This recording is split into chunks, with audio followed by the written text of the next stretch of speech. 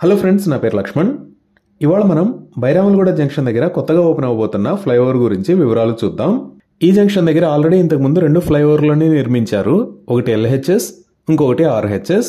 ఈ కొత్తగా ఓపెన్ చేయబోతున్న ఫ్లైఓవర్ 2 లేన్ యూనిడైరెక్షనల్ ఫ్లైఓవర్. అంటే ఒక సైడ్ మాత్రమే వెళ్ళొచ్చు.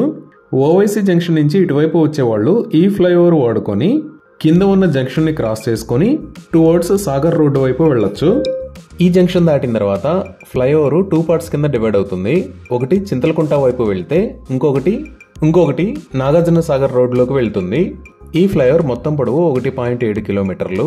ఇవాళ ఓపెన్ చేయబోతున్న ఈ సెకండ్ లెవెల్ ఫ్లైఓవర్ కాకుండా కింద LHS మరియు RHS కి 2 లూప్స్ కి సంబంధించిన వర్క్స్ జరుగుతున్నాయి. అవి ఇంకా మొత్తం కంప్లీట్ అవ్వలేదు. ఆ లూప్స్ ని ప్రస్తుతానికి ఓపెన్ చేయరు. ఒకసారి వర్క్స్ కంప్లీట్ అయిన తర్వాత ఆ లూప్స్ ని విడిగా ఓపెన్ చేస్తారు పబ్లిక్ యూజ్ కోసం. ఇవి ఈ ప్రాజెక్టుకి సంబంధించిన అప్డేట్స్. Thank you.